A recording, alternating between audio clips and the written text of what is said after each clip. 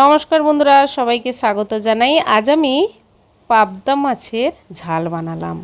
হাজব্যান্ডের প্রিয় মাছ হচ্ছে পাবদা মাছ। বাড়িতে এলেই বলতে থাকে যে সর্ষে পোস্ত দিয়ে পাবদা বানাও। তো আজ আমি বানালাম, আর খুবই সহজভাবে সামান্য উপকরণে আপনারাও সহজে বানাতে পারেন।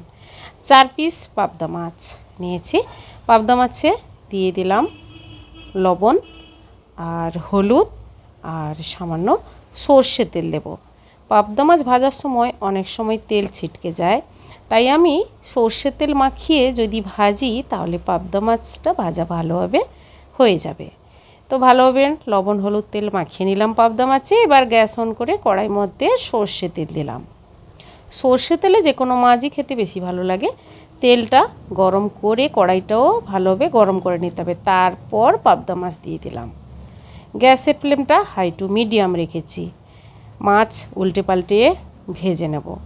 আর যে কোনো মাছের রান্নাতে বেশি কড়া করে ভাজলে মাছের আবার টেস্ট কম থাকে। তো আমি এক পিঠ হয়ে গেলে আরেক পিঠ উল্টে ভেজে তুলে নেব সবগুলো পাবদা মাছ।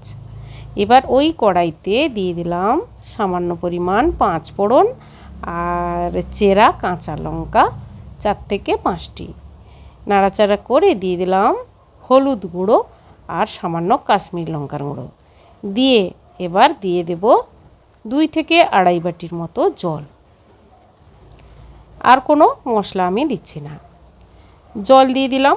এবার গ্যাসের ফ্লেমটা হাই করে ফুটতে দেব। পরিমাণ মতো লবণ দিয়ে দিলাম। এবার মশলা তৈরি করে নেব।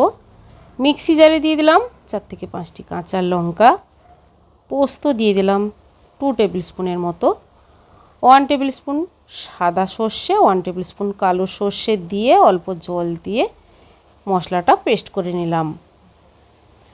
মশলা পেস্ট হয়ে গেছে।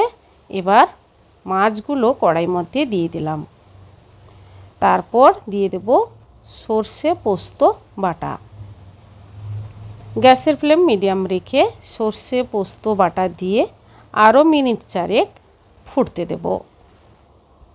কিছুক্ষণ ফুটে গেলে তারপর সবার লাস্টে দিয়ে দেব 1 টেবিল স্পুনের মতো সর্ষে তেল। ব্যাস তৈরি হয়ে গেল সর্ষে পোস্ত পাবদা। গ্যাস অফ করে গরম ভাতের সঙ্গে সার্ভ করে নিচ্ছি। বন্ধুরা, এইভাবে সর্ষে পোস্ত পাবদা বাড়িতে একবার বানিয়ে ট্রাই করে দেখুন। গরমের দুপুরে গরম ভাতের সঙ্গে খেতে কিন্তু অসাধারণ লাগবে। আজকের রেসিপি কেমন লেগেছে কমেন্ট করে জানাবেন, লাইক করবেন। আজই পর্যন্ত সবাই ভালো থাকুন, সুস্থ থাকুন। ধন্যবাদ।